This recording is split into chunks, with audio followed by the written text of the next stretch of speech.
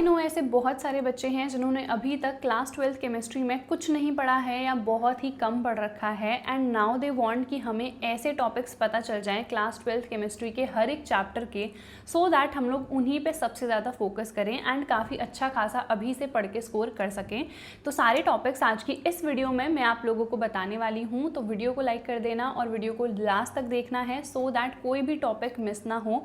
You can either take a screenshot, but screenshot से ज़्यादा मैं सजेस्ट करूँगी कि या तो खुद लिख लो, मार्क कर लो, कॉपी में, बुक में, कहीं पर भी मार्क कर लो, या फिर मैं पीडीएफ जो है टेलीग्राम पे प्रोवाइड कर दूंगी। Telegram name is Study Warehouse, ठीक है। Link is in the description, तो तुम लोग जाके जल्दी से टेलीग्राम को ज्वाइन कर सकते हो, ठीक है। तो चलो without wasting any more time let's get started. और उससे पहले मैं तुम लोगों को ये बता देती हूँ, ठीक है, जिस भी बच्चे ने सैम्पल क्वेश्चन पेपर नहीं देखा है ना, तो जाओ और देखो, क्योंकि सैम्पल पेपर से लेटेस्ट पैटर्न और लेटेस्ट लेवल का आपको पता चलता है कि किस किस टाइप के क्वेश्चंस आ रहे हैं, किस लेवल के क्वेश्चंस आ रहे हैं, इजी आ रहे हैं, डिफिकल्ट है, न्यूमेरिकल्स कितने बन रहे हैं।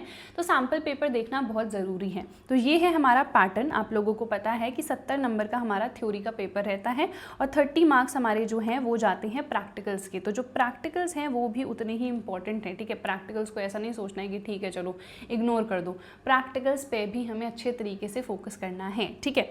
अब टाइम हम लोगों को 3 घंटे का मिलता है। टोटल यहाँ पे 33 क्वेश्चंस हमारे रहेंगे। 5 सेक्शंस हैं, A B C D and E. A में 16 एमसीक्यूज़ हैं, यहीं पर आपके 4 जो हैं वो असर्शन एंड रीजन वाले क्वेश्चंस रहेंगे, ठीक है। बी में 5 वेरी शॉर्ट, ये शॉर्ट नहीं है, very short answer type questions हैं, 2 नंबर के ये रहते हैं।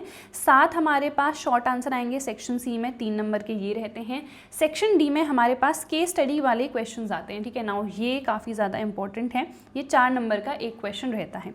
सेक्शन ई में हमारे पास लॉन्ग आंसर टाइप क्वेश्चंस हैं 3, जो कि 5 मार्क्स के रहते हैं। सारे क्वेश्चंस कंपलसरी हैं, बट हमें कुछ इंटरनल चॉइसेस मिल जाती हैं। कैलकुलेटर और लॉग टेबल का आप लोग यूज़ नहीं कर सकते हो। सो जो बेसिक लॉग वैल्यूज़ हैं, लॉग 2 की, 3 की, 5 की, ठीक है, 4 की, तो जैसे इसी से हम कैलकुलेट कर लेंगे। 6 की भी हम इन दोनों से कैलकुलेट कर लेंगे। तो बेसिक जो फॉर्मूलाज हैं और जो वैल्यूज़ हैं उनको पहले से लर्न कर लेना, ठीक है। चलो, अब बहुत सारे बच्चे कहते हैं कि हमें बुक कौन सी प्रेफर करनी है, फिर तो आप लोग इस वाली बुक को प्रेफर कर सकते हो फॉर सैम्पल क्वेश्चन पेपर्स। ये है ओसवाल पब्लिशर्स की सैम्पल क्वेश्चन पेपर्स बुक। हर सब्जेक्ट के लिए ये वाली बुक अवेलेबल है। फिजिक्स के लिए चाहिए उसके लिए ले लो, केमिस्ट्री, मैथ्स, जिस भी सब्जेक्ट के लिए चाहिए है आप लोग परचेस कर सकते हो।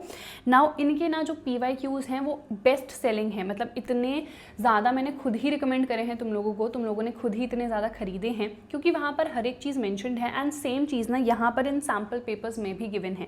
सबसे पहले देखो, सैम्पल क्वेश्चन पेपर आपको गिवन है विद प्रॉपर ब्लूप्रिंट। ब्लूप्रिंट का मतलब क्या है कि कौन से चैप्टर से कौन सा क्वेश्चन आया है, कितने नंबर का आया है, किस टाइप का आया है, 2 नंबर का है, 3 नंबर का है या MCQ है। तो वो सारी चीज़ें ना ब्लूप्रिंट में यहाँ पे मेंशन्ड है। Sample question paper proper solution and explanation के साथ गिवन है। जैसे ये आपका सोल्यूशन हो गया, अब ये आंसर क्यों आया, इसका क्या एक्सप्लेनेशन है, क्या रीज़न है, वो भी यहाँ पे प्रॉपरली मेंशन्ड है, ठीक है। देन आपको यहाँ पे ये सारे पेपर सॉल्व मिलेंगे। 4 अनसॉल्व हैं, बट यहाँ पे भी ना एक QR कोड मेंशन रहता है। जब आप उसको स्कैन करोगे तो आपको सोल्यूशन जो है मिल जाएगा, ठीक है। जैसे यहाँ पे क्लियरली आपको QR कोड दिख रहा है। इसके बाद जो बोर्ड एग्जाम का पेपर है 2025 का, यानी कि इस साल का, वो भी विद सोल्यूशन आपको यहाँ पे मिल जाएगा, ठीक है। इसके अलावा यहाँ पे आप लोग देख लो, ये है सैम्पल पेपर अनसॉल्व वाले, तो QR कोड है, आप लोग स्कैन करो, सोल्यूशन मिल जाएगा। और ये हमारा बोर्ड एग्जाम पेपर है, ठीक है। तो आप लोग इस बुक को परचेस कर सकते हो, link is in the description. Also in लोगों का एक ऑनलाइन प्लेटफॉर्म है oswal.io, ठीक है। यहाँ पे आप लोग सेल्फ असेसमेंट कर सकते हो, खुद से क्वेश्चंस को सॉल्व कर सकते हो, देन एनालाइज कर सकते हो कि यार कहाँ पे गलती करी थी, क्या ये सही था, अगर ये सही नहीं था तो क्या मिस्टेक मैंने करी। तो इस प्लेटफॉर्म का भी आप लोग यूज़ कर सकते हो, लिंक मैं डिस्क्रिप्शन में प्रोवाइड कर दूँगी, ठीक है। चलो, अब स्टार्ट करते हैं with our very first chapter. आपको पता है पहले के जो 3 चैप्टर्स हैं वो आते हैं हमारे फिजिकल केमिस्ट्री में, और फिजिकल केमिस्ट्री में मोस्ट इंपॉर्टेंट है न्यूमेरिकल्स, ठीक है। तो तीनों ही चैप्टर से न्यूमेरिकल्स आपको डेफिनेटली प्रैक्टिस करने हैं। बाकी क्या टॉपिक्स हैं वो मैं बता देती हूँ। सबसे पहले होता है हमारे पास हेनरीज लॉ, इसके क्या लिमिटेशंस हैं, इसके क्या एप्लीकेशंस हैं, एंड रॉल्ड्स लॉ, ठीक है। इन दोनों में डिफरेंस क्या है, छोटू सा डिफरेंस होता है, वो आपको पता होना चाहिए। By the way in chapters के 1 शॉट मैंने ऑलरेडी डाल दिए हैं, सो किसी बच्चे ने नहीं देखे हैं तो देख सकता है। 1 to 1.5 आवर में ही पूरा का पूरा चैप्टर मैंने कंप्लीट करा दिया है। ये सारे टॉपिक्स, इसके अलावा जो मोस्ट इंपॉर्टेंट टॉपिक्स हैं, क्वेश्चंस किस टाइप के आते हैं, हर एक टॉपिक मैंने करा दिया है, हर एक क्वेश्चन मैंने करा दिया है। तो आप लोग जाके 1 शॉट वीडियोस को देख लो, ठीक है। उसके बाद है हमारे पास कॉन्सेंट्रेशन रिलेटेड टर्म, मोलारिटी क्या होती है, मोलालिटी क्या है, मोल फ्रैक्शन क्या है, ठीक है, यहाँ पर से न्यूमेरिकल्स बनते हैं। आइडियल और नॉन आइडियल सोल्यूशंस क्या होते हैं, यहाँ पे भी दो टाइप आ जाता है, एक जो पॉजिटिव डेविएशन दिखाएंगे, एक जो नेगेटिव। तो यहाँ पे से ना MCQ आ सकता है, तो आपको कुछ इनके एग्जाम्पल्स लर्न करने हैं।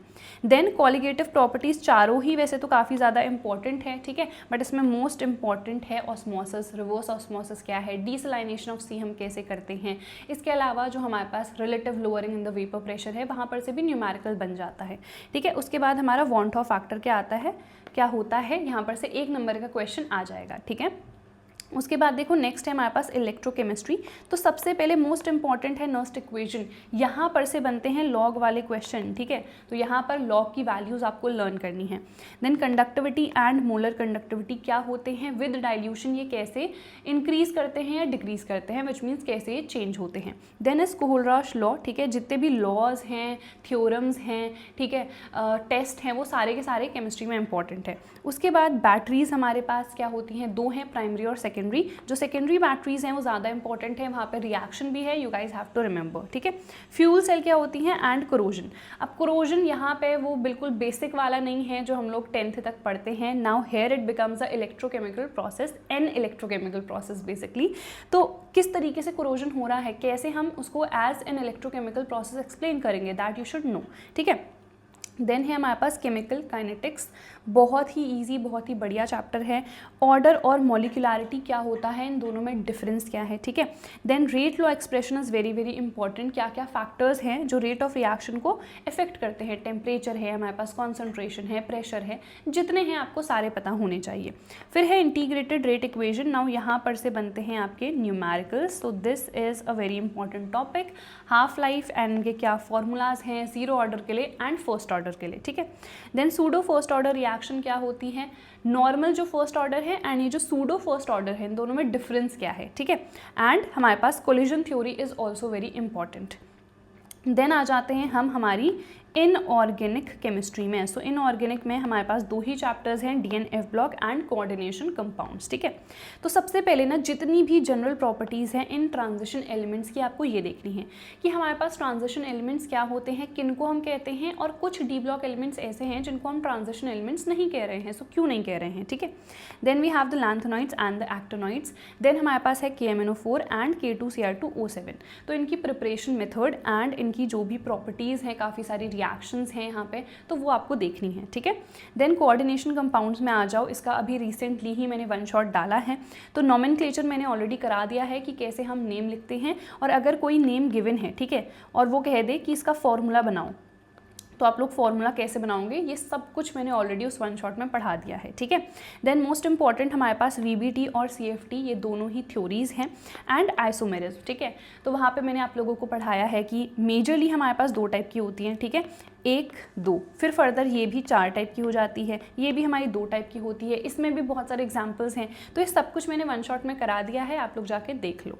उसके बाद नेक्स्ट अब हम लोग आ जाते हैं हमारी ऑर्गेनिक केमिस्ट्री में, विच इज़ मोस्ट इम्पॉर्टेंट, ठीक है। ऑर्गेनिक केमिस्ट्री की वेटेज काफ़ी ज़्यादा है, तो इसको बिल्कुल स्किप नहीं करना है। बेसिक जब क्लियर होंगे ना, तभी आप ऑर्गेनिक केमिस्ट्री कर पाओगे। तो पहले तो अगर बेसिक्स क्लियर नहीं है तो अपने बेसिक्स को क्लियर कर लो, ठीक है।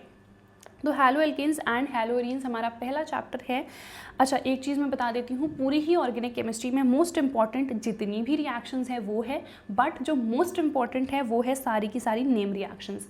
अगर किस्मत अच्छी होगी 3 या 5 नंबर के आपके नेम रिएक्शंस ही आ जाएंगे, और वहाँ पे आपका कोई नंबर नहीं कटेगा, क्योंकि लिटरली बस एक रिएक्शन आपको लर्न करनी है, ठीक है। Then nomenclature complete organic chemistry में इंपॉर्टेंट है। देन जो भी मैंने बताया कि टेस्ट जहाँ पे भी हो, ठीक है, जो भी ये क्या हो रहा है, तो जितने भी हमारे टेस्ट हैं, जो भी हमारी रिएक्शंस हैं, वो सब आपको देख लेनी है। तो मार्कोवनिकॉव रूल क्या होता है, ग्रूव्स प्रोसेस जिसको हम ल्यूकास टेस्ट भी कहते हैं, ये क्या है, CX बॉन्ड का नेचर क्या है, बॉइलिंग पॉइंट, सॉल्युबिलिटी कब इंक्रीज करती है, कब डिक्रीज करती है, बेसिकली चेंज कैसे होती है, ठीक है। SN1 and SN2 most important topic of this chapter, ठीक है। फिर जो हैलोरीन्स हैं वो as compare to haloalkanes less reactive क्यों होते हैं, क्या रीज़न है उसका, ठीक है। सब्सटीट्यूएंट्स का इफेक्ट क्या पड़ता है, किसी में भी, ठीक है, चाहे हम हैलो एल्केन्स की बात करें या हैलो एरीन्स की बात करें या फिर आगे हम अल्कोहल, फिनॉल, कार्बोक्सिलिक एसिड वगैरह देखेंगे, तो अगर हम कोई भी सब्सटीट्यूएंट को ऐड कर दें तो क्या होगा, इलेक्ट्रॉन रिलीजिंग ग्रुप होगा तो कुछ अलग चीज़ होगी, इलेक्ट्रॉन विड्रॉइंग ग्रुप होगा तो कुछ अलग चीज़ होगी। So this is something that you guys will have to see, ठीक है, और बेसिक्स क्लियर होंगे तभी ये सब आप इजीली आंसर कर पाओगे, ठीक है। ये questions mainly reason based questions में आते हैं। फिर है electrophilic substitution reactions which are very simple, class 11th में ऑलरेडी आप लोगों ने पढ़ रखी हैं। पॉली हैलोजन कंपाउंड्स, नाउ ये इंपॉर्टेंट है, ये MCQ के फॉर्मेट में आ सकते हैं, इनका मे बी यूज़ या इनका स्ट्रक्चर क्या है, जैसे DDT तो इसका नेम क्या है IUPAC वाला, ठीक है, BHC है, फ्रियॉन्स है, CHCl3 इसका क्या यूज़ होता है, डार्क कलर्ड बॉटल्स में क्यों रखते हैं, ठीक है। उसके बाद नेक्स्ट आ जाओ अल्कोहल, फिनॉल एंड ईथर। तो यहाँ पे ना बहुत सारी रिएक्शंस हैं और सारी रिएक्शंस इंपॉर्टेंट है। सबसे पहले जैसे कार्बोनिल कंपाउंड्स का हम रिडक्शन करेंगे तो क्या बनेगा, अल्कोहल का जब हम ऑक्सीडेशन कर रहे हैं तो क्या रिएक्शन हो रही है, ये किस में चेंज हो रहे हैं, ठीक है। डिहाइड्रोजनेशन रिएक्शन है हमारे पास, ग्रिग्नार्ड रिएजेंट क्या होता है, एल्कीन्स वाली रिएक्शन है एक बहुत इंपॉर्टेंट है, फर्मेंटेशन हमारे पास क्या होता है, ये तो ऑलरेडी मैंने बता ही दिया है, ठीक है। देन इनका अगर हम एसिडिक डिहाइड्रेशन कर देंगे तो क्या बनेगा, तो एल्कीन्स बनते हैं, कैसे बन रहे हैं, क्या रिएक्शन है, क्या टेम्परेचर है, क्या कंडीशंस हैं बेसिकली, ठीक है। उसके बाद ये टेस्ट तो मैंने आपको ऑलरेडी बता दिए हैं। फिनॉल जो है ना वो एसिडिक नेचर का होता है, तो आखिरकार क्यों, रीज़न क्या है। फिर फिनॉल में जब सब्सटीट्यूएंट्स ऐड हो जाएंगे तो क्या होगा, इन दोनों में आखिरकार डिफरेंस क्या है, इन दोनों में से ज़्यादा एसिडिक कौन है और क्यों है, रीज़न क्या है उसका, ठीक है। फिर जितनी भी नेम रिएक्शंस हैं वो तो सारी इंपॉर्टेंट है, तो उसमें से तो कोई भी स्किप आपको नहीं करनी है, ठीक है। Then aldehyde, ketone and carboxylic acid, तो ये हमारी नेम रिएक्शंस हो गई, ठीक है। फिर है ओजोनोलिसिस क्या होता है, न्यूक्लियोफिलिक एडिशन रिएक्शंस यहाँ पे काफ़ी सारी हैं, जैसे जब HCN के साथ रिएक्शन होगी या जितने भी अमोनिया डेरिवेटिव्स हैं उनके साथ रिएक्शन होगी तो क्या फॉर्म होगा। Then Tollens test, Fehling test, जितने भी टेस्ट हैं, ठीक है, जितनी नेम रिएक्शन है वो सारी देखनी है, ये भी आपकी नेम रिएक्शंस ही हैं, ठीक है। चलो नेक्स्ट आ जाओ, नेक्स्ट टॉपिक, ये भी नेम रिएक्शन है आपकी। अमोनिया के साथ रिएक्शन करते हैं तो क्या कंपाउंड बनता है, दिस रिएक्शन इज इंपॉर्टेंट, ठीक है। फिर एसिडिक नेचर क्यों होता है कार्बोक्सिलिक एसिड का, अगेन अगर सब्सटीट्यूएंट्स ऐड होंगे तो कैसे एसिडिक नेचर इंक्रीज करेगा और कब डिक्रीज करेगा, that is what you should no. Phenol और इसमें से दोनों में से ज़्यादा एसिडिक कौन है, ठीक है, ये तो नेम रिएक्शंस हैं और ये भी हमारी नेम रिएक्शन है। अब आ जाते हैं हम एमीन्स में, अमाइन भी बहुत लोग बोलते हैं, मैं अमीन्स ही बोलती हूँ, ठीक है। तो ये हमारी नेम रिएक्शंस हैं। देन देखो इन दोनों का जब हम रिडक्शन करते हैं तो हमको अमीन्स मिलते हैं, तो क्या वो रिएक्शन है, ठीक है, प्रिपरेशन मेथड बेसिकली अमीन्स की। फिर ये हमारी नेम रिएक्शंस हैं। फिर बेसिक नेचर क्यों होता है अमीन का, आपको पता है ना, NH2 है, नाइट्रोजन के पास लोन पेयर है, बेसिकली ये डोनेट कर सकता है, ल्यूइस बेस की तरह एक्ट करता है, तो एग्जैक्टली बेसिक नेचर क्यों है आपको पता होना चाहिए, कब इंक्रीज कर रहा है, कब डिक्रीज कर रहा है। डायजोटाइजेशन हमारे पास क्या है, ठीक है। एनालीन जो है वो फ्रीडल क्राफ्ट रिएक्शन नहीं देता है, इसके पीछे रीज़न होता है, ये 1 मार्क्स का आपका क्वेश्चन है, ठीक है। ये सब कुछ मैंने ऑलरेडी अपने नोट्स में मेंशन कर रखा है, सो नोट्स को यहाँ पर से डाउनलोड कर सकते हो, टेलीग्राम ज्वाइन कर लो और 1 शॉट इन चैप्टर्स का जल्द ही मैं अपलोड कर दूँगी, ठीक है। फिर हमारे पास कुछ कपलिंग रिएक्शंस हैं, वो भी आप लोगों को देख लेनी है। देन लास्ट चैप्टर है हमारे पास बायोमोलिक्यूल्स। तो सबसे पहले बायोमोलिक्यूल्स में मोस्ट इंपॉर्टेंट जो टॉपिक आता है वो है कार्बोहाइड्रेट का, कि हमारे पास ग्लूकोज क्या है, फ्रुक्टोज क्या है, इनके स्ट्रक्चर क्या है, इन्वर्ट शुगर क्या होता है, इनकी क्या रिएक्शंस है, म्यूटा रोटेशन क्या है, बेसिक टॉपिक्स हैं, ठीक है। कार्बोहाइड्रेट्स की इंपॉर्टेंस क्या है, तो हमें एनर्जी मिलती है इनसे, है ना। देन प्रोटीन्स भी हमारे सिलेबस में है, तो ग्लोब्यूलर एंड फाइब्रस 2 टाइप के प्रोटीन्स होते हैं, दोनों में डिफरेंस क्या है, क्या यहाँ पे स्ट्रक्चर्स बनते हैं, ठीक है। उसके बाद है हमारे पास लास्ट अमीनो एसिड। तो अमीनो एसिड भी 2 टाइप के होते हैं, एसेंशियल एंड नॉन एसेंशियल। यहाँ पे आपको जो एग्जाम्पल्स है ना वो भी लर्न करने हैं, ठीक है। देन फिजिकल प्रॉपर्टीज़ होती हैं अमीनो एसिड्स की, जैसे कि ये स्विटर आयन बनाते हैं, आइसो इलेक्ट्रिक पॉइंट किसको हम कहते हैं, ठीक है। डिनेचुरेशन ऑफ प्रोटीन क्या होता है, एक तो हम लोग डिनेचुरेशन ऑफ अल्कोहल पढ़ते हैं, वो अलग है, डिनेचुरेशन ऑफ प्रोटीन भी होता है, वो क्या होता है, ठीक है। एंजाइम्स के बारे में आपको पढ़ना है, जितने विटामिन्स हैं, कौन से विटामिन की डेफिशिएंसी से कौन सी डिजीज़ होती है, किस सब्जी से, किस फल से हमें कौन सा विटामिन मिलता है, that is what you should remember.